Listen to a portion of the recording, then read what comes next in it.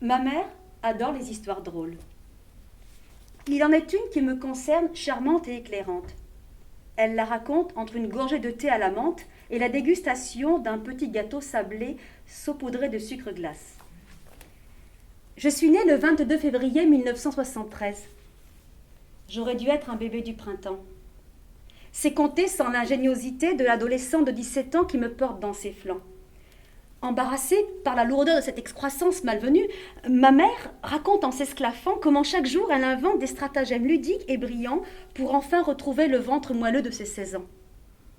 Sa première tentative consiste à dévaler une pente raide sur un vélo sans frein et à se jeter sur le côté en pleine course. Elle récolte quelques ecchymoses, mais la tumeur utérine ne semble pas s'être détachée d'elle en même temps que le vélo. Elle se risque à dévaler la même pente, sans vélo, allongée, en roulant sur elle-même.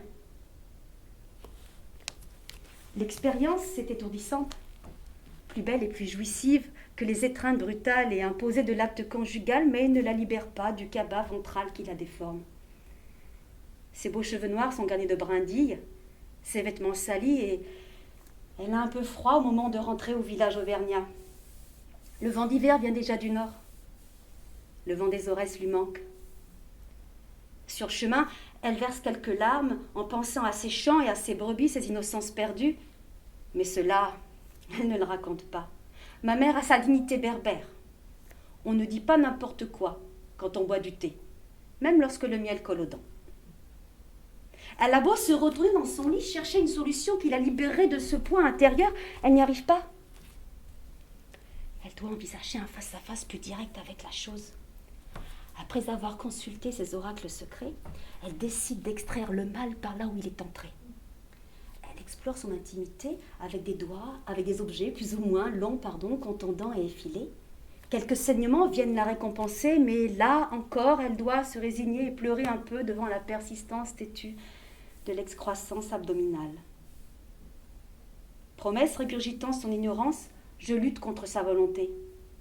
Vaillant et désespéré, mes petits doigts de fœtus tiennent le cordon avec résolution. Au bout de 7 mois, elle réussit à évacuer la chose de son corps. Je ne veux pas écrire qu'on ne me désirait pas. Je raconte simplement la venue du petit bout de chair d'1,8 kg qui naît le 22 février. Ma mère n'avait pas établi le lien entre son ventre et moi. Quand on l'informe que je vais sans doute mourir, quand dans la couveuse elle me voit beaucoup moins grosse que le poulet qu'elle a bouffé la veille, maman pleure. Pas sur elle, mais sur moi. La petite chose qui ne respire pas par elle-même, la petite chose dans cette boîte en verre, c'est quelqu'un, et elle vient de comprendre que c'est un peu elle. Maman m'aime tellement que pendant le mois où mon pronostic de vie est réservé, elle ne mange pas un seul bonbon. J'ai survécu. Je voulais voir les prés et les coquelicots. Je voulais sentir le vent des Aurès. J'ai passé mon existence à attendre un printemps qui ne voudra pas arriver, à espérer un mois d'avril, révolu et ravagé dans le nombril désastreux et comique de ma mère. Mais j'ai survécu. On peut survivre à tout quand on survit à sa mère.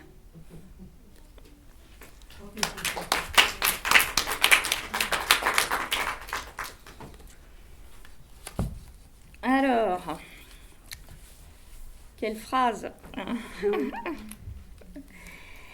Est-ce qu'on peut peut-être rebondir un peu et puis vous présenter un petit peu des éléments biographiques, Oui. votre parcours? Vous voulez que je le fasse? Oui, je veux bien. Alors, qu'est-ce que je peux dire? Je suis née à Clermont-Ferrand, donc le 22 février 1973. Donc j'ai bientôt 48 ans. Donc ma mère est femme de ménage, mon père est manœuvre sur les chantiers. Je suis née dans un village donc auvergnat, ensuite j'ai grandi dans une banlieue clermontoise, impasse Verlaine, donc comme l'indique le livre.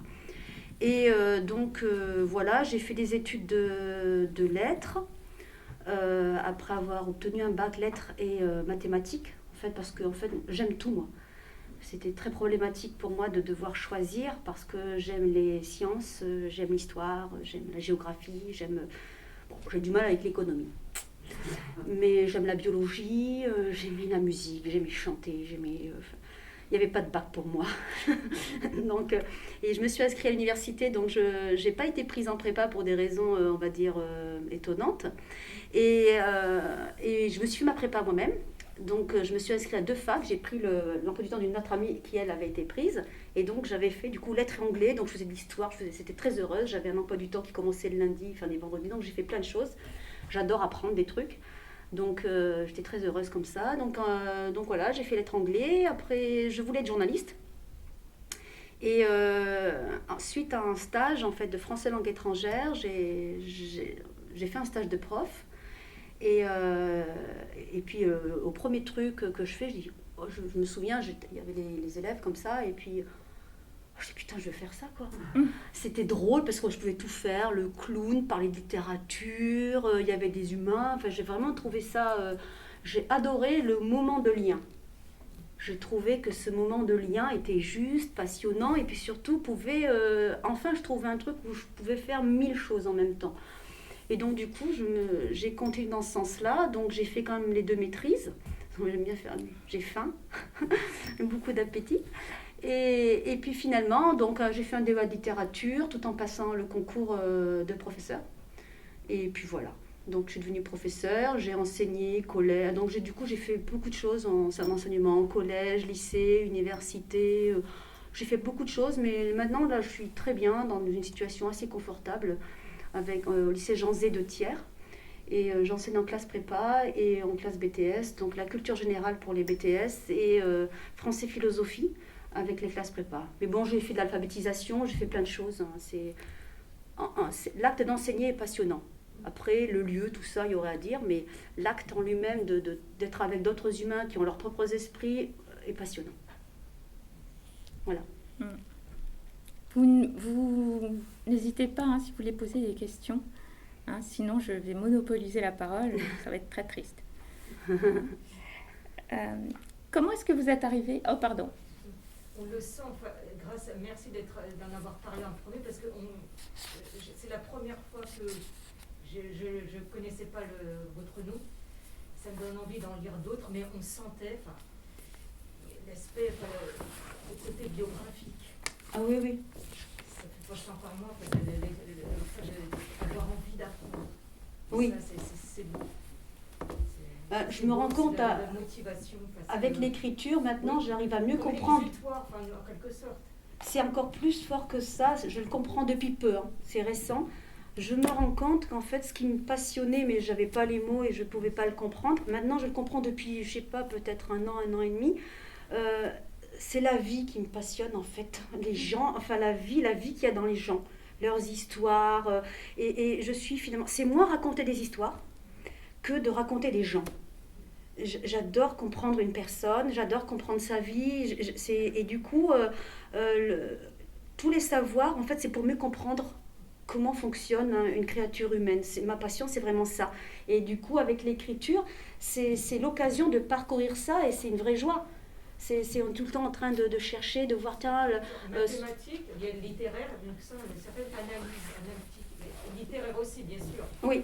Je suis plutôt littéraire ultra, mais mathématiques, j'ai senti une analyse très fine, et j'ai dû choisir en premier. Ça, je suis bravo en tout cas. Merci beaucoup. Je m'y retrouve. Mais je crois que la littérature, quand elle doit... Moi, j'aime bien, je sais pas vous, mais moi, j'aime bien avoir à manger quand je lis. J'aime bien quand je lis, pas avoir le sentiment de prendre un truc clairé qui rentre par-ci, par-là. J'aime bien avoir de la mâche, avoir quelque chose. Quand je lis, je veux vivre quelque chose. Je veux pas seulement qu'on me balade. Ça peut être sympa, mais j'ai plus l'âge, j'ai plus envie. Avant, je pouvais effectivement, mais maintenant, quand je lis un livre, j'ai envie qu'il me procure un moment de vie. Je suis mortelle, je veux vivre même quand je lis. Donc, et du coup, c'est vrai que la moindre des choses, comme j'ai la prétention d'écrire, c'est d'essayer de faire au maximum en tout cas. Après, je ne sais pas si j'atteins toujours mon objectif, on a tout le temps peur. Là, c'est vrai que je vous remercie parce que ça veut dire que vous avez aimé le livre, mais en tout cas, c'est mon souhait. C'est de donner à penser. La littérature, elle doit faire ça, elle doit aussi donner à penser, donner à nourrir, donner à manger et interroger. pour qu'effectivement le livre laisse à la fois quelque chose, plus de questions que de réponses. Je trouve que c'est bien ça, un livre, quand il fait ça. Les Aurès, c'est pas les montagnes, enfin l'Auvergne, ce n'est pas que les montagnes l'Auvergne, je suis... Oui, tout à fait. Monter un défi, un challenge envers vous-même et le fait du milieu. Oui, vous voulez dire par rapport à... Moi, en tant que parisienne, bon, moi j'allais dans les montagnes en tant qu'en vacances. Hein, je revois même en vacances, entre guillemets, il y avait toujours où j'allais des défis, les habitants, vous dansez, vous faites la petite parisienne, enfin, monter un peu. Vous voulez dire par rapport à l'ascension sociale, c'est voilà, ça, hein? Alors là, c'est purement hasardeux. D'accord. Parce qu'il y a beaucoup plus de chutes que d'ascension. Moi, je me sens surtout comme quelqu'un de chanceux. J'en ai la preuve manifeste, de toute façon, il suffit que d'observer les statistiques. Je suis quelqu'un de très chanceux, voilà, j'ai énormément de chance. Là, le chapitre que je viens de vous lire, qui est une naissance, qui est un peu comme une mort, en fait. On voit bien comment la vie tient à rien, comment la vie, finalement, va fabriquer un être. Là, le départ, c'est quand même un étrange départ. C'est un départ qui ne veut pas arriver, en fait, et qui est persistant. Et cette persistance à être, peut-être que c'est une chance que j'ai eue. Peut-être que cette naissance, telle qu'elle a eu lieu, a peut-être imprimé en moi une manière de vivre qui ressemble à cette naissance. C'est une forme d'entêtement à aimer la vie, un entêtement à aller, quoi. Et c'est plus ça, je pense qu'il y a des éléments biologiques et puis des rencontres qui ont lieu. Et puis voilà, je pense que c'est plus cette ascension, c'est moins une question de force ou d'intelligence ou je ne sais quoi que de change de circonstances. En tout cas, moi, tel que je le comprends maintenant. Et votre mère a un rôle là-dedans. Tout à fait. C'est pour ça que la première phrase, c'est « Ma mère adore les histoires drôles ». Et avec le double sens sur drôle. Et la dernière phrase, c'est donc avec tout ce que j'ai fait pour elle, dit vendredi, et quand la narratrice part, et elle dit c'est vrai, mais je ne suis plus là pour la remercier. Et on m'a souvent interrogée sur cette phrase-là, de quoi doit-on remercier une mère quand on a décrit des choses comme ça? Eh bien, ce dont je dois déjà de lui avoir survécu, et d'avoir finalement hérité des outils pour lui survivre. Parce que la plupart des enfants, ou quelles que soient les enfances, pas la peine qu'elles soient aussi douloureuses que celle-ci, ou spectaculairement, on va dire douloureuses, parce que les enfants sont plus ou moins douloureuses de toute manière, eh bien je crois qu'on nous donne en même temps les outils pour nous défendre. Et c'est peut-être ces enfances-là qui font qu'après, en tant qu'adulte, on fait tel ou tel chemin. Et c'est vrai que la mère, la vitalité, c'est pour ça que je voulais, dans les premières versions, il n'y avait pas autant d'éléments sur l'enfance de vendredi. Je voulais absolument qu'on sache qu'une mère, c'est une petite fille, et qu'une petite fille peut devenir mère. Enfin, je trouvais que c'était très important, parce que sinon, j'aurais fait un livre à charge, à ma gloire. Peut-être que j'en aurais vendu beaucoup plus. Mais c'était plus important de dire la justesse de ce que c'est qu'un lien mère-fille et d'aller chercher justement dans mon histoire, qui est une histoire peut-être pas typique, mais pas si rare non plus. Faut pas non plus, voilà. Pas fait 14-18 non plus. Donc, qui est une histoire finalement qui raconte bien ce qui relie une fille à sa mère, c'est-à-dire quelque chose d'ambivalent, quelque chose qui aussi évolue sur le temps, et que parfois on va avoir à remercier sa mère ou son fils, son père, peu importe, remercier son parent de quelque chose qu'on pourrait lui reprocher, parce que c'est bien la lutte face à une certaine, que ce soit la violence face aux parents, qui permet de construire des stratégies de défense, des stratégies de construction de soi. Et donc, au fond, le malheur fabrique. Le malheur nous fabrique. Mais bon, surtout qu'elle est... Bon, c'est une mère qui ne sait pas aimer, mais c'est une mère aimante. Eh bien... Oui, c'est difficile. L'amour bien malin qui pourrait en donner une définition si claire. Je parlais tout à l'heure, juste à l'instant, je parlais avec une dame qui travaille ici, qui racontait qu'elle a une adolescente et que c'était très dur entre 12 et 14 ans. Et elle dit, là, je la re-aime. Elle dit la vérité. il est tout à fait naturel et normal que, que d'un moment donné, nos enfants, à un moment donné, ou je vais te passer par la fenêtre, ou celui-là, ouh là là. Et enfin, qu'on ait des phrases comme ça absolument terribles que, hors contexte, devant un juge, on aurait du mal à les défendre. Mais qu'on ait des accès comme ça, l'amour est ambivalent. Et effectivement, quand on a été privé de tout, on ne peut pas exiger de quelqu'un qu'il ait un amour comme ça, univoque. Ceux qui arrivent à cacher l'ambivalence, c'est parce qu'ils en ont soit les codes sociaux, on ne montre pas qu'on a envie d'étriper son enfant, ça se fait pas. Et soit parce que effectivement énormément de tabous pèsent là-dessus. Mais tout amour est ambivalent. C'est impossible. Ou alors les gens, c'est pas des robots. Les humains sont des êtres complexes qui peuvent effectivement même être pris par des élans et puis aussi être embarrassés par cet élan qu'ils ont. Donc oui, alors vendredi, elle ne sait pas aimer.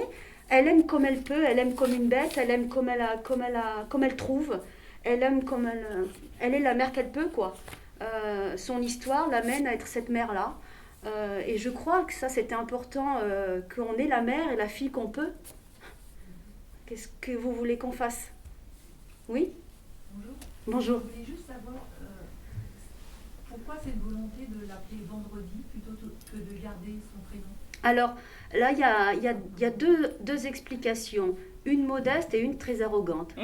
Je commence par la modeste pour que vous continuiez à m'aimer encore.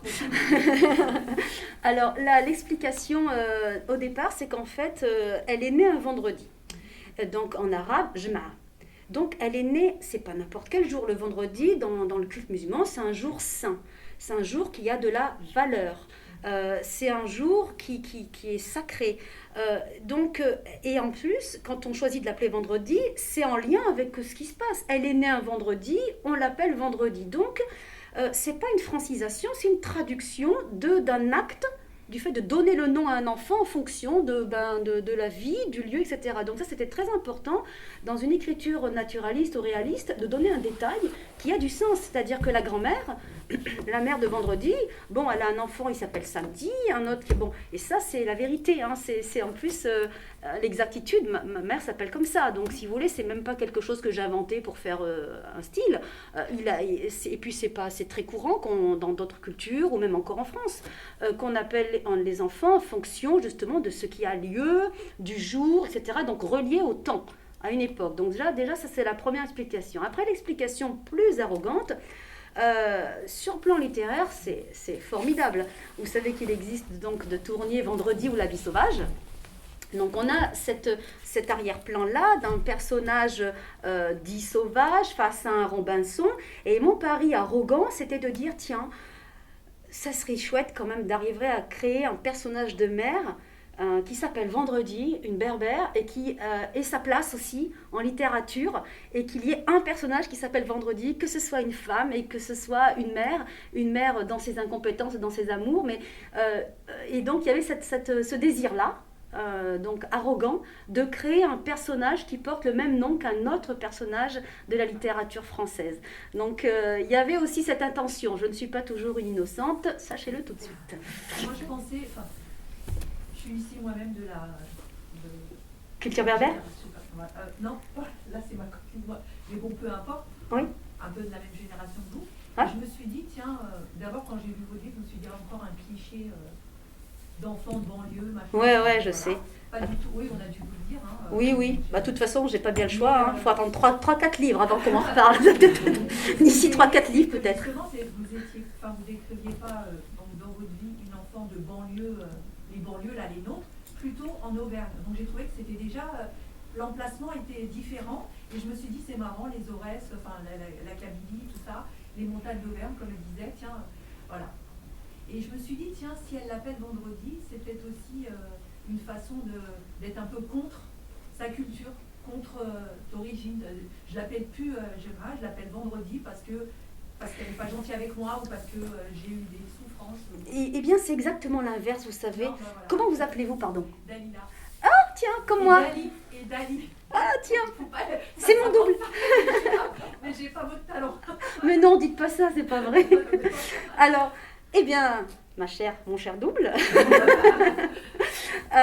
En fait, c'est exactement l'inverse. Alors justement, dans l'histoire des clichés, effectivement, qui sont attachés à l'auteur maghrébin ou d'origine maghrébine, ça, on n'y peut rien. Au début, j'avoue, j'étais embarrassée.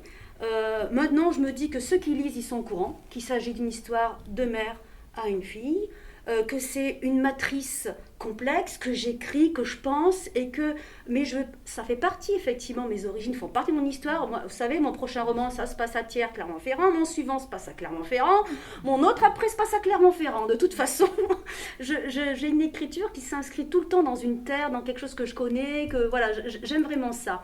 Et par rapport au prénom, ces femmes-là, il y a eu même des films justement là-dessus, plus ou moins réussis, mais ces femmes-là, elles étaient débaptisées. Ma mère, quand elle arrive, elle s'appelle Gemma. Qui l'appelle Gemma? Personne. On l'appelle Fatima. Comme dans le bouquin, je mets comme la cohorte de ses semblables. Et puis, dans un second temps, elle se fait appeler elle-même. Elle voit que Fatima, elle ne veut pas, parce qu'elle voit qu'elle a tout plein quand même, là.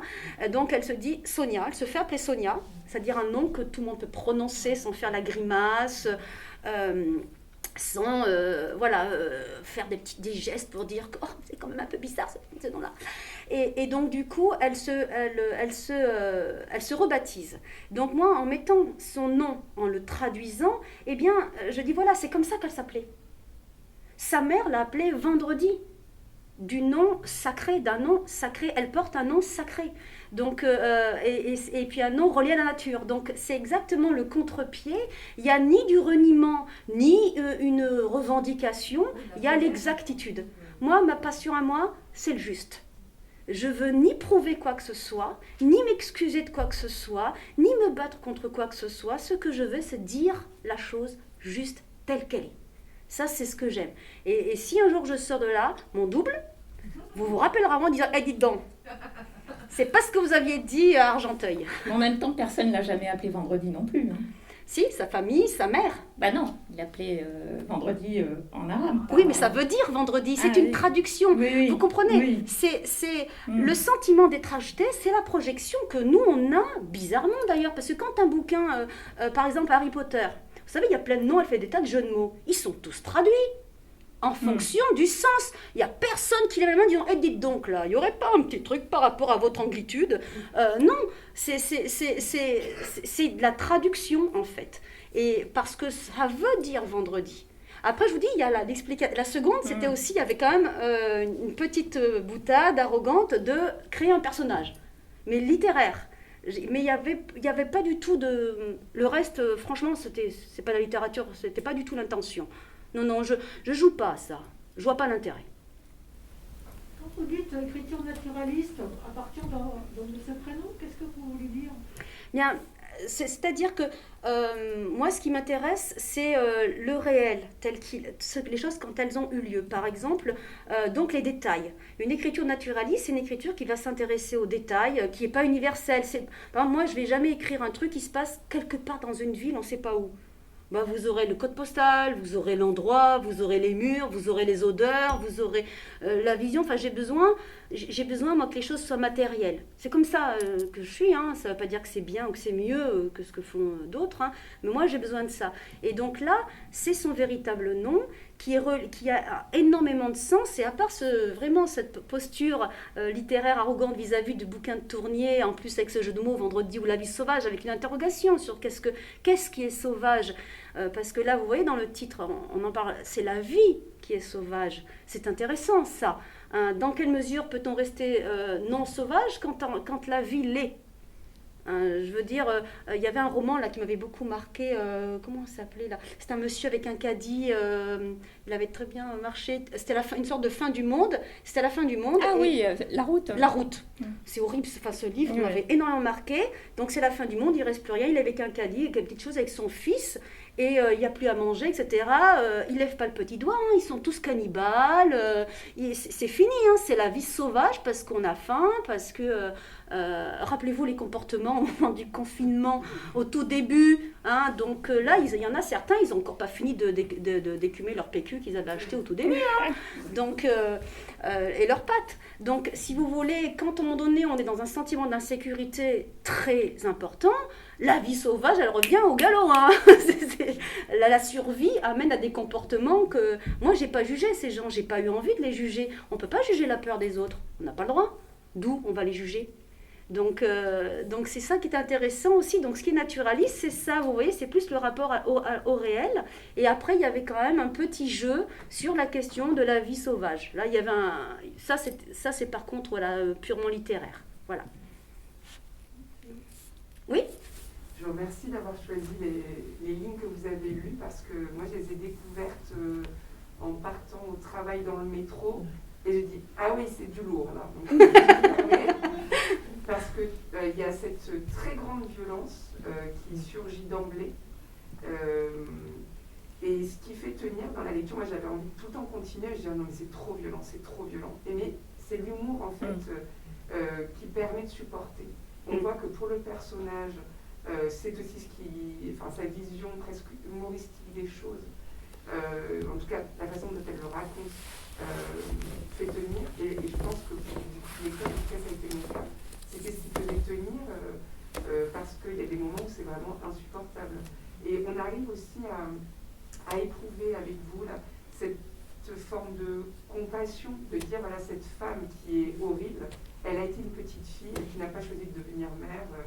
Et vous parliez tout à l'heure de votre souci de justesse, c'est ce qui apporte, je trouve, justement la nuance.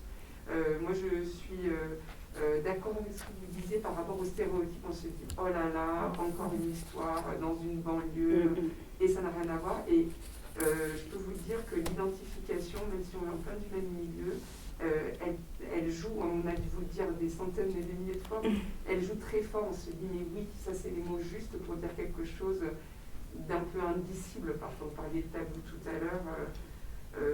Vraiment... merci. Non, c'est moi qui vous remercie. C'est l'ironie. En fait, vous le savez, je pense que vous avez dû vivre des moments difficiles, douloureux, etc. Bien sûr, il y a le temps des larmes, on pleure. Mais vous savez bien aussi qu'à un moment donné, on a besoin de rire. On a besoin tout à coup de prendre de la distance face au réel et de le mettre à distance. Sinon, c'est insupportable. Et c'est l'inverse, en fait. C'est justement quand une chose est insupportable que l'humour vient. Et après, dans l'écriture, il était hors de question que je prenne en otage le lecteur. Pareil, la littérature, elle ne doit pas faire ça. Enfin, pour moi, la littérature, c'est pas un camp. La littérature, c'est pas un piège. La littérature, c'est un cadeau, c'est de la nourriture, c'est de la vie. Donc, tu dois dire la vérité. Et la vérité, c'est qu'en fait, le cauchemar, il peut être drôle, quoi. C'est horrible, mais c'est vrai. Et qu'on a des moments, effectivement... nous-mêmes, notre existence est tragicomique. Nous sommes mortels et notre présence au monde. Et l'ironie, en fait, c'est à la fois une politesse envers le lecteur, c'est un rapport au monde et un rapport au malheur. Ce sont ces trois choses-là. Moi, je ne la vois pas, la tragédie. Elle est dans notre mortalité. Il va falloir faire avec. Et donc, du coup, à partir du moment où on a cette plaisanterie, comme l'écrivent d'autres auteurs, eh bien, autant y aller avec joie. Et c'est vrai que cette chance-là, ce rapport-là, et cette chance-là, je l'ai mis dans mon écriture, je ne sais pas faire autrement, et dans la vie aussi, parce que je pense que, pareil, c'est une question de justesse, et je ne voulais pas, en plus, ça aurait été facile, hein, comme je vous dis, de faire un livre dans un camp, avec une victime clairement définie, un bourreau clairement défini, multiplier les scènes, parce que vous imaginez bien que dans des violences quotidiennes, des chapitres, je pouvais en faire au kilomètre, c'est pas le problème, c'est pas les idées qui manquent, ni les sévices, non ça c'est une mauvaise blague. Mais si vous voulez, l'objectif c'était de raconter ce lien, de réussir justement à montrer cette ambivalence, et de comprendre aussi la violence. Parce que vous dites, elle subit. La mère, elle naît dans un pays qu'elle n'a pas choisi. Dans une époque en guerre qu'elle n'a pas choisi. Avec des rapports de force qu'elle n'a pas choisi. Son père meurt, elle n'a pas choisi. Elle est obligée de se marier avec un garçon qu'elle n'a pas choisi, qui en plus doit immigrer dans un pays qu'elle n'a pas choisi. Elle se retrouve dans un endroit qu'elle n'a pas choisi. Elle a des enfants, elle ne l'a pas choisi. Elle en a en plus 4, elle n'a pas du tout choisi. Donc, si vous voulez, elle ne choisit rien vendredi. Elle a un boulot, elle n'a pas choisi. Elle n'a rien choisi. Et les vies de femmes, et les vies de pauvres, et en particulier de femmes pauvres, sont des vies subies. Donc du coup, si vous voulez, à quel moment elle va lever le petit doigt, prendre un verre de personne et dire « Oh dis donc, la violence c'est beaucoup trop ». Je veux dire, toute sa vie est violence, toute sa vie. Il n'y a rien... et donc la violence fait partie de l'existence. La vie est sauvage. Et ça, c'était important pour moi parce qu'on a un rapport à la violence qui est très étrange, comme quelque chose qui serait une anomalie. Mais non, c'est l'inverse. Moi, là, maintenant, j'ai envie que d'un truc, là. Je vais bientôt avoir 50 ans, j'ai envie d'un truc, c'est de douceur. Eh bien, je peux vous dire qu'il faut la chercher. C'est pas quelque chose qui est ni sous le sabot d'un cheval, d'une biche, encore moins d'un cheval, surtout ces jours-ci. Donc, c'est terrible, la douceur. Les gens sont pas doux. La douceur, quand je la vois, je reste là et j'en pleurerai. C'est la douceur qui est rare, pas la violence. C'est la douceur qui est surprenante, pas la violence. Donc la violence, au lieu de faire semblant qu'elle est une anomalie, eh ben on la regarde en face, on la dépaisse, on la comprend. On essaie de voir comment elle marche, d'où elle vient. Et là, on voit une vie subie ne peut pas t'amener à être doux. C'est compliqué. Ça peut arriver, mais ça sera vraiment une exception. Ça peut arriver. D'ailleurs, dans le livre, souvent les épisodes plutôt heureux viennent bizarrement à des moments très étranges. C'est-à-dire qu'ils viennent, par exemple, je me souviens de cette scène dans le placard à chaussures. Oui. Voilà, c'est un endroit où il fait chaud, mais ça pue. Et donc, elle est enfermée pour être punie par sa maman. Et c'est un moment heureux. Alors que la scène, par exemple, dans le hammam, elle ne le vit pas bien du tout. Alors que normalement, le hammam, c'est plutôt relié à des sensations de plénitude, de joie. Sur les deux scènes que vous décrivez, le hammam, c'est le rapport à la nudité. C'est... là, il y a, je crois que des femmes, a priori, avec les masques, mais je pense que oui. Le rapport à nos corps, de filles, adolescentes, et le rapport à la nudité est un rapport complexe. Que l'on construit par à-coup, avec difficulté, c'est pas quelque chose qui glisse tout seul. Donc le hammam, en fait, c'est un chapitre que j'ai écrit en plus beaucoup plus tard, lors d'une expérience. J'étais allée moi-même dans un hammam, donc au Maroc.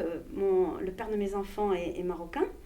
Et donc, et j'ai tous ces corps, c'est une expérience vraiment très particulière, et j'étais rentrée et j'avais écrit la description en rentrant, je devais avoir une 30aine d'années, oui c'est ça, et je me suis rendu compte que cette nudité-là, à 30 ans, je la trouvais magnifique, quoi.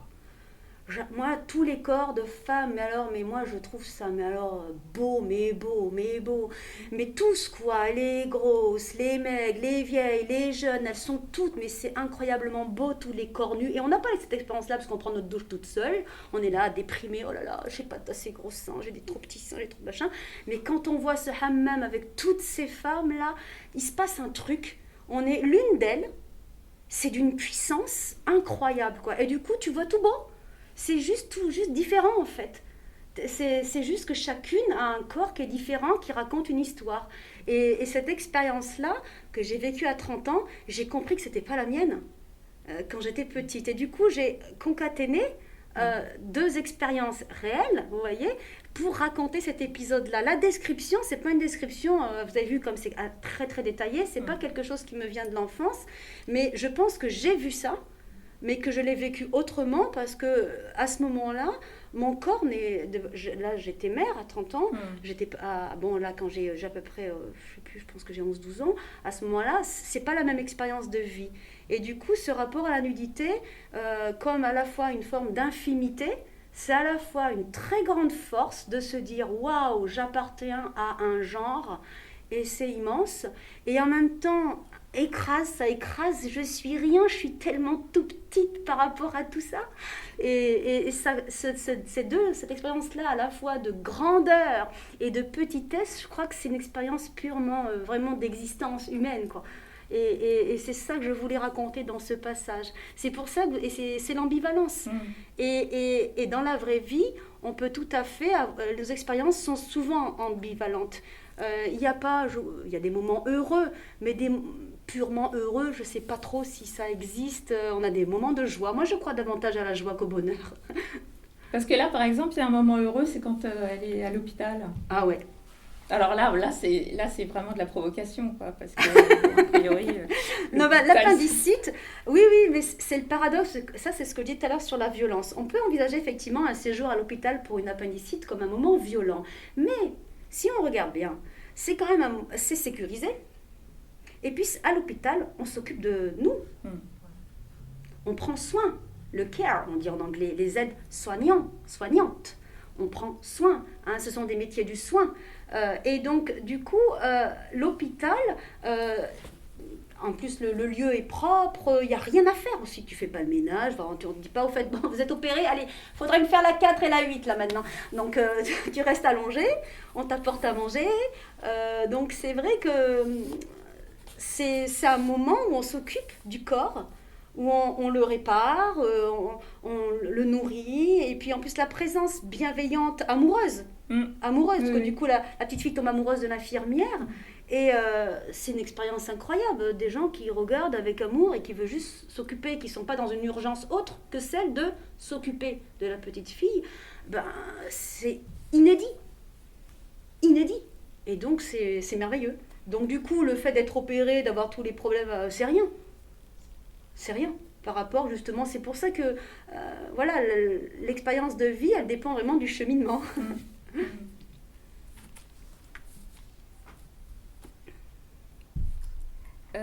Justement, oui, allez-y. Une question, ça fait longtemps que j'ai lu le livre, donc Mais je vous en prie. et du coup, parce que je suis d'origine encore, voilà, un peu comme vous, il n'y a pas du tout vos origines qui ressortent, enfin, l'attachement au pays d'origine. Est-ce que vous Je vous laisse finir. Est-ce que c'est une volonté ou est-ce que c'est justement ce conflit avec la mère, un rapport compliqué, qui efface tout, qui ne permettent pas d'appartenir à... En fait, cette question, je crois que je sais plus quel journal m'avait posé cette question. Il faut comme envisager que des personnes qui sont dans un état d'urgence de vie, de savoir franchement s'ils sont d'origine machin ou machine, que truc va penser que... Non, mais c'est ce que vous avez dit dans votre deuxième partie de question. Vous avez raison. Dans le fait, effectivement, quand on est pris dans un mouvement d'urgence, il y a des questions qu'on ne se pose pas. Je veux dire, ma mère, en tout cas, je ne me souviens pas d'une conversation, alors dans quelle étagère, tu sais, ma fille, il faut que tu sois... Non, mais qu'est-ce qu'on va bouffer, faut qu'on paye le loyer. Enfin, il y a quand même des questions avant la question identitaire qui est celle de la bouffe, en fait. Et la question... cette question-là de pauvre, hein, c'est comme ouvrière de n'importe quelle classe, voilà, de n'importe quelle... Ça, elle est importante. Après, moi, dans mon écriture, j'ai ni voulu cacher, ni... comme je l'ai dit tout à l'heure, il n'y a pas de... en général, je défends aucune cause, moi, j'ai pas de cause à défendre. Bien sûr, j'en ai dans la vraie vie, mais dans le sens où, dans ce que je fais dans la vie. Mais pour moi, la littérature, elle est là pour tourner autour. Parce que certains sont embarrassés par mon livre, par exemple, disent, bah oui, mais ça défend pas trop les enfants battus, parce que ça dit quand même du bien de la mère. Ah oui, c'est vrai. Donc, mais en fait, c'est pas l'objet de mon livre, quoi.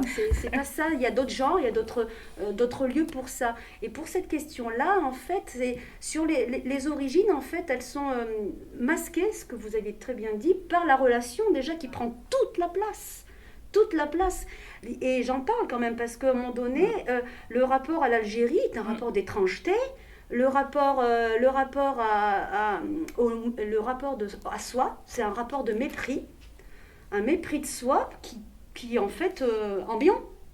Parce que ça c'est la vraie question. Pourquoi on arrive à se haïr autant quand on est d'origine arabe? Comment ça se fait? Les Écossais, ils vivent pas ça. D'ailleurs, je me demande bien pourquoi. Parce que franchement, eux, vu leur style de vêtements, ils devraient quand même... Bon, non, je plaisante. Donc, cette haine de soi, elle a des explications. Un faisceau d'explications. C'est pas des coupables. Des explications, des analyses. Et donc, du coup, si vous voulez, à un moment donné, il y a un passage, je sais pas, je mets un mot arabe, je dis mais ahchouma, ça veut dire la honte. Et je décris une scène où la narratrice, elle quitte tous ses vêtements, ahchouma de son nom, ahchouma en fait de ses ambivalences, ahchouma de ne pas être digne de sa mère, ahchouma de l'aimer, de la détester. Et ça, c'est la honte.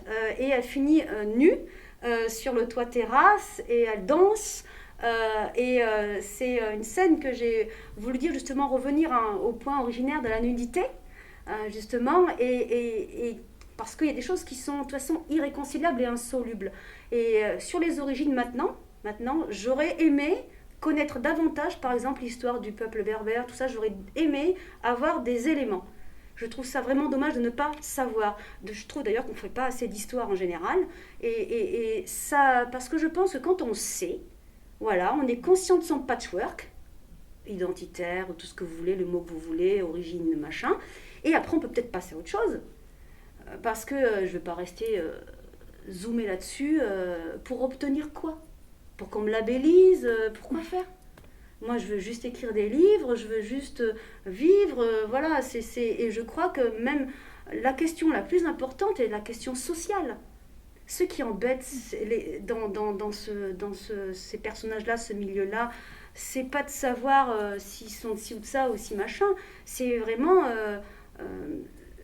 la question sociale. C'est vraiment l'argent, c'est vraiment réussir à payer ceci. C'est le corps abîmé, un corps de femme de ménage. Mais vous avez vu ce que ça fait sur un corps de femme de faire le ménage toute sa vie? Vous avez vu les mains?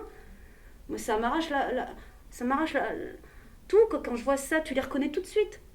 Et c'est très vite en plus, les arthroses, les machins, ou ceux qui font femme de chambre, les problèmes de dos et tout, enfin tous ces métiers-là, c'est c'est des vraies questions. Ça, il faut les regarder là et effectivement se demander pourquoi il y a tel type de population qui sont tout le temps dans ces boulots-là. Pourquoi? Là, il y a une question, effectivement. Après, le reste, pour moi, c'est pas que ce sont des fausses questions, mais ce ne sont pas pour moi les questions premières à se poser là, maintenant, dans l'urgence de notre temps. D'ailleurs, je ne sais pas si j'ai répondu. Vous le dites à un moment que, on a l'impression que ce qui est le plus difficile dans le fait d'être pauvre, c'est d'avoir l'air pauvre et d'avoir honte.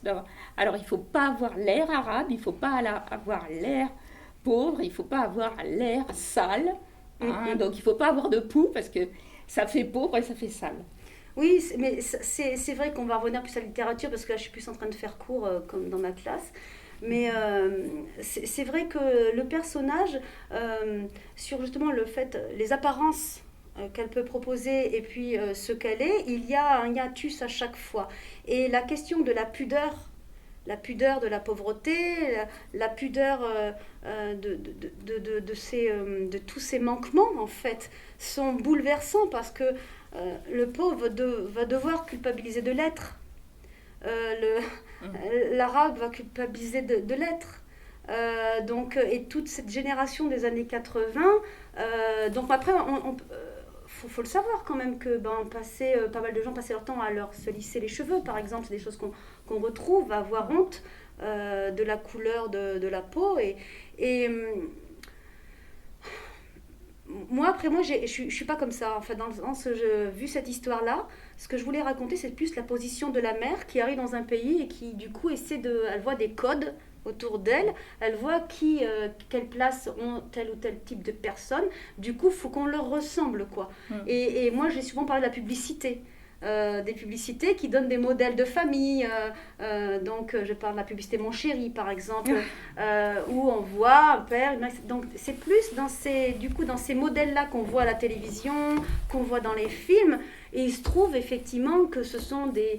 Je sais qu'on regardait tout le temps Dallas à la maison, voilà, le modèle c'est JR, Sue Ellen, tu vois, Sue Ellen au whisky, ces personnages qui sont très riches, etc., qui ont des grandes maisons, voilà, ça c'est, voilà, on est quand même bercé dans cette culture-là, qui présente des modèles sociaux qui ne sont pas exactement ceux du bâtiment 31 à Passe-Verlaine. Donc c'est du coup le avoir l'air, c'est effectivement de la pudeur par rapport à une attente, à des injonctions plus ou moins intériorisées du personnage, mais qui ne sont pas ceux de la fille qui est plutôt absorbée par ce qui se passe. C'est tellement immense ce qui se passe avec la mère que ces questions-là, et moi elles me sont d'ailleurs toujours pas c'est comme ça, mais c'est toujours pas quelque chose qui compte pour moi vraiment de me poser ces questions-là. Ça veut pas dire que j'ai pas, par exemple, que je combats pas le racisme ou des choses comme ça, mais je suis pas dans une enfin, c'est pas ça m'occupe pas l'esprit en permanence. C'est vraiment plus la question sociale. Moi, vraiment, c'est ça qui est ma véritable expérience de vie, que ce soit en tant que professeur, en tant qu'écrivain ou dans mon expérience d'enfant, c'est le social. C'est plus ça que j'ai vécu. Alors, bien sûr, j'ai eu des problèmes de racisme, on m'a insulté, oui, bien évidemment, mais c'est arrivé plein de fois, hein. Ça c'est certain. Le problème de sexisme, ça est arrivé plein de fois aussi. Mais moi, je me suis rendu compte que ce qui était pour moi, la question première qui m'obsède vraiment, c'est le social. Voilà, ça ne veut pas dire que c'est plus important, c'est ce que moi, je passe du temps là-dessus. Et dans mes livres aussi. Oui, et puis bon, il y a cette émancipation aussi par l'école. Et il y a cette phrase qui est importante, je trouve, j'aimerais bien que vous reveniez dessus. Je suis le nègre de ma mère. Oui. Oui, ça va, oui, je peux, oui. Oui, ben oui, parlons-en. Alors en plus, c'est très juste, je suis contente que vous l'utilisiez, cette phrase. Alors, je suis le nègre de ma mère, parce que j'y pensais il y a quelques jours. Vous savez, il y a eu plusieurs polémiques à ce sujet-là. Une dernière de notre ancien président, sur le mot nègre. C'est plus les mots qui donnent puissance d'émancipation que l'école. Et c'est l'école qui fournit les mots. On est dans une médiathèque ici. À chaque fois que j'arrive dans une médiathèque, j'ai plein de trucs qui se passent dans mon corps. Je ne peux pas contrôler. Je me sens bien. Je suis arrivée. Oh, j'adore quoi. Tous ces livres, tous ces mots. C'est de la puissance de partout sur les rayonnages. C'est du savoir. C'est de quoi pouvoir dominer. C'est de quoi pouvoir lutter. Donc moi, j'ai cette sensation-là. Donc quand j'écris ça, c'est pour expliquer ce pouvoir-là, cette puissance-là. Ma mère est analphabète, Vendredi est analphabète. La petite fille comprend qu'elle a un pouvoir que sa mère n'a pas. Elle peut donc lire, écrire pour la mère, pour les autres. Et elle peut donc aider sa mère, être dans un rapport de force supérieur à sa mère. Donc lorsque j'utilise cette expression, c'est à la fois pour renvoyer de manière tout à fait naturaliste à un travail qui était appelé comme ça pendant très longtemps, donc qui est marqué socialement. Donc c'est intéressant d'utiliser le vrai mot. C'est pas prête-plume. Maintenant, il faut dire prête-plume, etc. Bien sûr, maintenant, peut-être il ne faut plus utiliser ce mot-là. Mais au moment où j'écris, au moment où ça a lieu, ce mot-là a un sens fort, justement, par rapport à la situation coloniale, à l'esclavagisme. Donc, du coup, moi, je me le réapproprie pour le détourner. Et c'est comme ça qu'un mot, on prend le pouvoir sur un mot. Un mot, toute la polémique sur le livre d'Agatha Christie, par exemple, je comprends. Il faut quand même savoir qu'en anglais, c'est en 1940 que le titre a changé. Donc, voilà, je veux dire, c'est tout. Pourquoi se choquer ? Après, les symboles, c'est important. Hein, c'est comme le combat, tous les symboles sont importants, mais moi, il est plus important de la ségrégation, de lutter contre la ségrégation.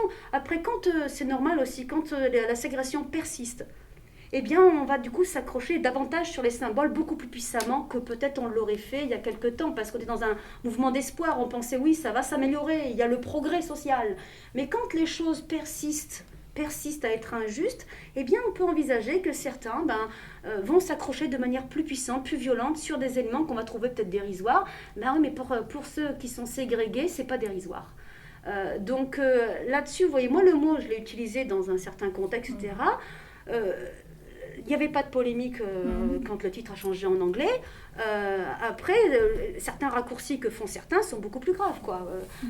Le racisme, moi, les moments de racisme les plus violents que j'ai vécus sont ceux qui se disaient pas racistes.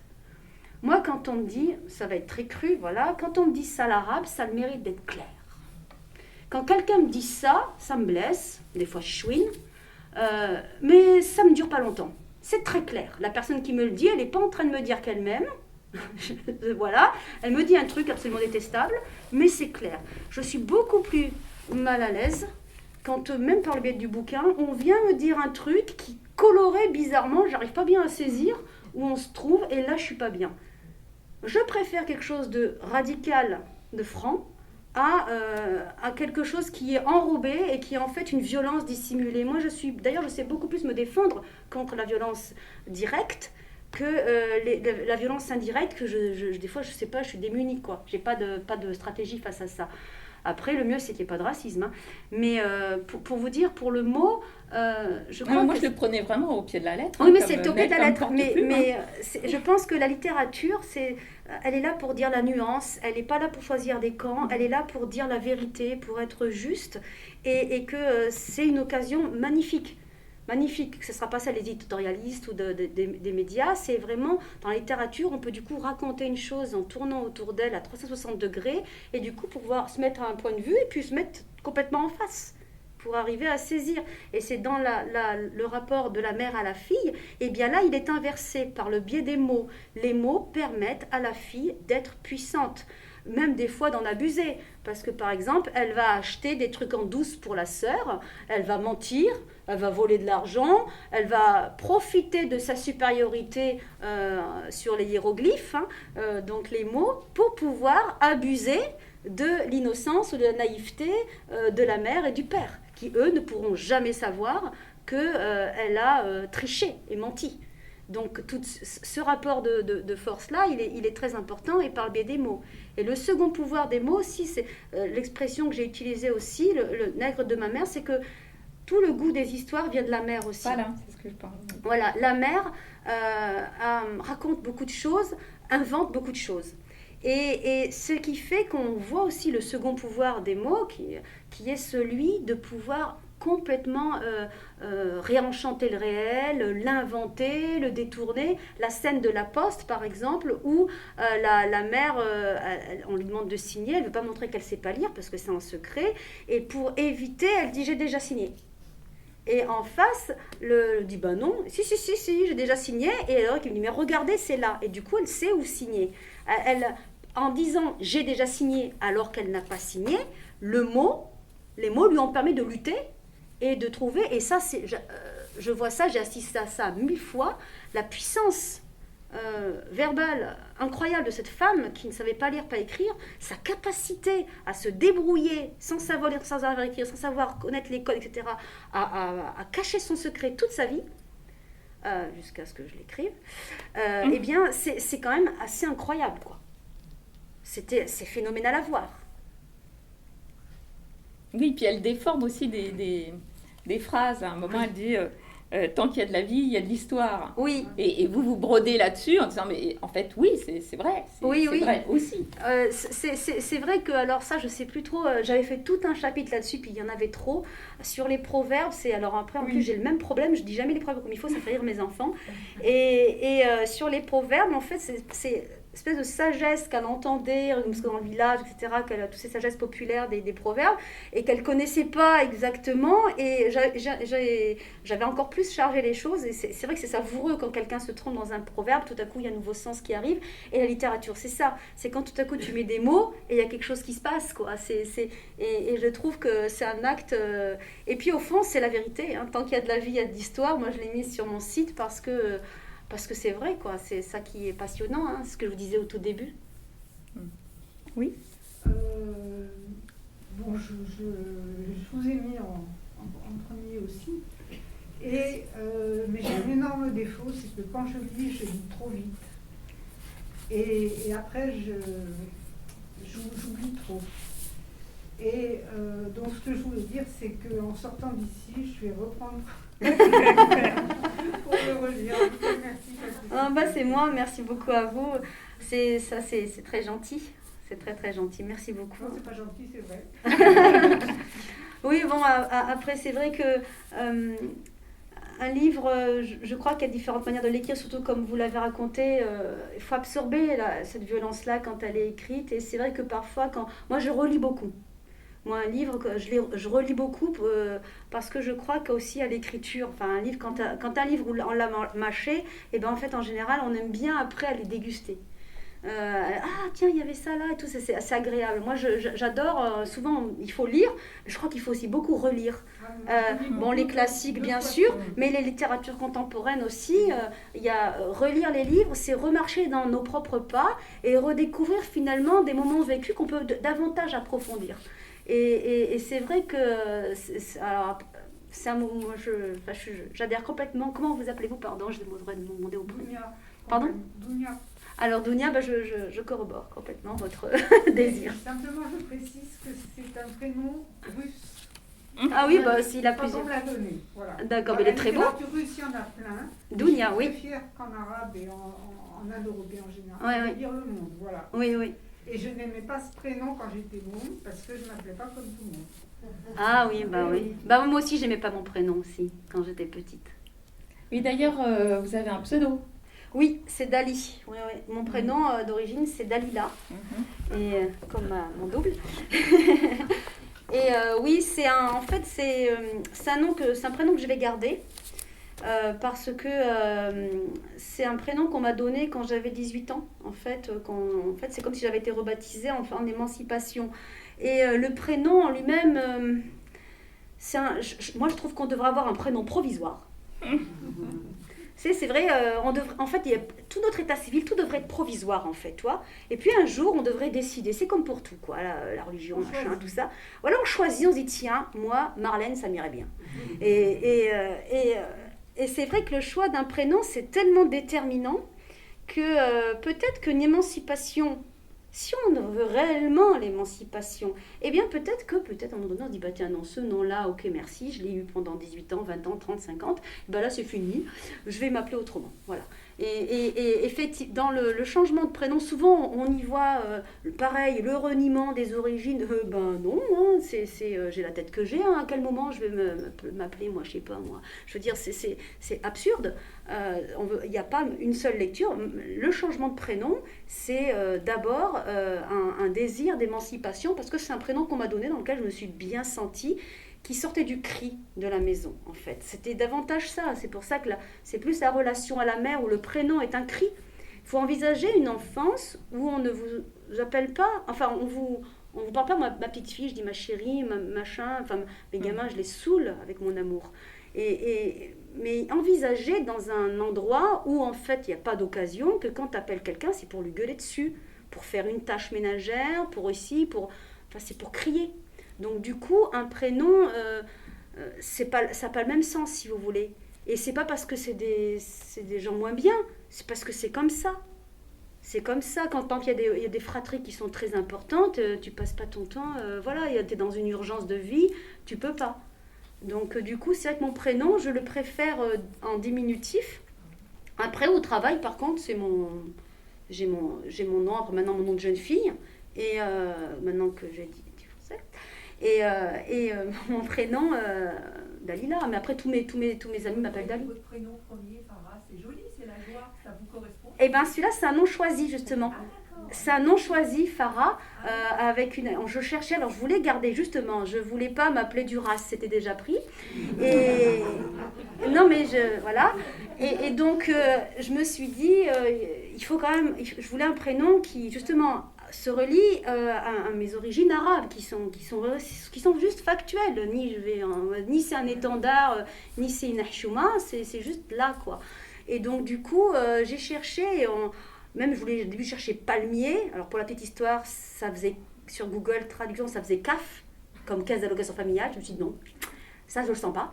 Et donc du coup j'ai demandé à des amis, si tu dis quel mot te viendra à l'esprit. Et en fait c'est une amie qui s'appelle Sabine, qui est prof d'anglais, et qui me dit joie. Et je tape joie et ça donne Farah. Je dis parfait. Je me dis ça sonne bien. En arabe c'est Farah, c'est beau hein. Et Farah, en français ça sonne bien aussi, donc je me dis c'est cool, c'est chouette. Donc je me sentais bien aussi, et je vous assure c'est une expérience fabuleuse. On devrait tous prendre des pseudos. C'est le moment où je me suis appelée Dali Farah, il s'est passé quelque chose. Alors maintenant je me marre, des fois j'ai des mails à traiter, là, de Nathalie de chez Grasset qui est là. Et je dis, oh là, il faut que je réponde au mail de la Farah. Donc, il faut que je m'occupe de la boîte mail. C'est très agréable d'avoir un pseudonyme pour l'émancipation et aussi pour avoir cette espèce de distance à soi, drôle, de ne pas se prendre au sérieux et dans quelque chose de joyeux, quoi. C'est vraiment, je ne le savais pas, mais voilà, je vous conseille toutes de prendre un pseudo, ça fait du bien. En fait, on devrait faire, parce qu'il y a le peintre japonais Hokusai, il avait beaucoup de pseudos, justement, suivant les périodes. Parce que, ah oui. Voilà, les périodes. Donc, en fait, nous, c'est la même chose. On croit qu'on a la même personnalité tout au long d'une vie. Non. Tout à fait. Je trouve que j'ai quand même pas mal changé, on va dire. J'espère, du moins, pas être comme j'étais à 20 ans ou 15 ans. Et puis voilà. Donc, je me suis dit, mais c'est vrai qu'on garde le même prénom. Donc, j'ai horreur de mon prénom. Vous voyez, si on fait, voilà. Ma théorie fonctionne, je suis très contente. Donc voilà, mais il faut y penser. Franchement, ça m'a coûté rien du tout. J'ai juste changé mon nom, tout le monde y a cru. Tout le monde m'appelle Dali Farah, même vous. Donc, Oui, mais comme c'est pas entré dans les mœurs, disons, il n'y a que les vedettes qui le font. Oui. Ça paraît normal. Non, mais je vous ai appelé avant. Bah, il suffit de dire, ben non, mais maintenant je m'appelle comme ça. Enfin, je sais pas. Moi, je sais pas, si c'est... Après, c'est un acte joyeux. On croit souvent que... on est souvent dans le ressentiment, dans les histoires de reniement, de détournement, alors qu'en fait, on peut faire des actes joyeux qui sont des actes de choix. Il y a quand même très très peu de choix dans l'existence. Il nous reste quoi comme fenêtre? Donc après, choisir son prénom, son nom, si ça nous rend joyeux, pourquoi pas? C'est comme de choisir une robe ou de choisir une coiffure ou je ne sais quoi. C'est tellement léger, c'est rien. Donc du coup, ouais, mais vraiment, ça a été vraiment important comme un moment, oui, de choix. Je crois qu'il va bientôt falloir qu'on s'arrête, non? Parce que je n'ai pas l'heure, évidemment. Non plus. 3h moins le quart. Ouais, bon, donc voilà. Parce qu'après, il y a une séance de ciné. Hein. Si vous voulez vous faire une petite toile, je ne sais même pas ce qui est prévu, mais il y a un film. Donc, est-ce que vous avez encore des petites questions de dernière minute? Non? Bah, on va peut-être... J'ai peut-être une question sur ma pointure. J'allais dire que je faisais du 36. C'est plaisante. Vous avez des petits pieds, vous n'êtes pas très grande, donc c'est normal. Je plaisante. Donc vous parliez un tout petit peu de vos projets. Oui. Sur quoi là? Alors bien, mon prochain roman sort normalement en février. Donc en février 2021 là. Donc là, je suis en train de corriger les épreuves. Donc, c'est pas une suite à Impasse Verlaine, mais c'est dans le prolongement. C'est un livre, on va dire, c'est encore compliqué à en parler. Je peux pas donner de titre encore parce que faut que je le digère, faut que je prenne du temps à savoir en parler. Mais c'est un livre qui va essayer d'explorer, justement, qui va être encore plus analytique, qui va essayer d'explorer les mécanismes de la violence et des soumissions dont on est fabriqué. Et ça part d'un moment qui est dans ma vie. Alors, c'est absolument biographique, ça sera beaucoup moins romanesque qu'Impasse Verlaine. Et j'ai essayé ça se passe plus dans l'éducation nationale, c'est une sorte de hors les murs. Hein, l'idée, c'était d'essayer de comprendre un moment très court que j'ai vécu, de quelques minutes, et de le comprendre, et de déplier cet événement sur 200 pages, et qui font des allers-retours avec le passé, et de comprendre ce moment-là. Donc c'est un livre qui est un peu à part, je ne saurais pas vraiment dire, c'est pas un essai, c'est pas un roman, c'est une écriture intermédiaire qui va partir des faits et qui va essayer de tirer des faits une forme d'analyse de soi. C'est une sorte de polar sur soi, comme si vous imaginez, voilà, vous êtes au début, et en fait c'est un polar, sauf que vous ne connaissez pas, vous ne savez pas où est le cadavre, vous ne savez même pas quel est le cadavre, et c'est sur vous que l'enquête va se concentrer à la fois comme victime et comme coupable. Voilà. J'ai fait un super pitch là, non? Oui, ça donne envie. Comme j'ai fait un teaser de malade. J'avais entendu parler d'une pièce de théâtre aussi. Alors, voilà, oui, alors je suis très contente, mais alors pour l'instant, c'est des choses plutôt chez moi. J'adore le théâtre. J'adore lire pour le théâtre. Et alors là, j'adore écouter la vie des gens et en fait raconter leur vie. Ça, c'est un bonheur. Ça, c'est un autre bonheur que l'écriture des romans. Et je suis dans l'écriture de... Normalement, j'ai 2 projets pour cette année. Et il y en a une que j'ai écrit et je vais essayer de l'envoyer, je ne sais pas trop où, qui s'appelle L'Apocalypse de Suzanne. C'est bien, c'est rigolo, vous me dites. Et donc, ça, j'adore. Le personnage est une femme de 72 ans. Et j'ai écrit aussi un roman où il y a une femme de 72 ans. Je m'intéresse énormément à ces femmes-là, de cette génération-là, de leurs histoires, etc. J'en connais beaucoup. Et du coup, Suzanne, elle est dans sa cuisine et en fait, elle fait une tarte aux pommes, quoi. Ça commence comme ça, le théâtre. Et il y a son fils qui lui rend visite. Et voilà, j'avais envie d'une histoire comme ça, familiale. Et j'ai envie, voilà, je m'intéresse beaucoup au théâtre, à comprendre aussi les liens familiaux, les rapports qui relient les gens. Le théâtre est passionnant parce que du coup, là, tu peux choisir des camps. Tu peux par exemple faire en sorte que Suzanne soit de mauvaise foi si elle veut. Là, à un moment donné, elle peut être quand tu fais un roman, non, tu ne peux pas te permettre. Sauf si tu écris à la première personne et que tu incarnes ton personnage comme ça. Mais sinon, si tu fais un roman autrement, tu peux pas, il faut que tu sois juste. Et là, dans le théâtre, c'est agréable. Moi, j'ai quelque chose plutôt drôle et en même temps qui analyse la société, quoi. Mais voilà, mais pour l'instant, cette pièce-là, j'ai pas encore fini et après, je vais essayer de l'envoyer. Mais je sais même pas trop comment ça marche. Mais je l'enverrai bien, on verra bien. Hein. C'est pas, il y a plein de choses. Hein. Mais c'est vrai que l'écriture... c'est une vraie joie, je sais pas comment vous dire, comme c'est un bonheur, quoi. J'ai emmené des chocolats, on peut peut-être les partager, c'est comme une boîte de chocolat par exemple.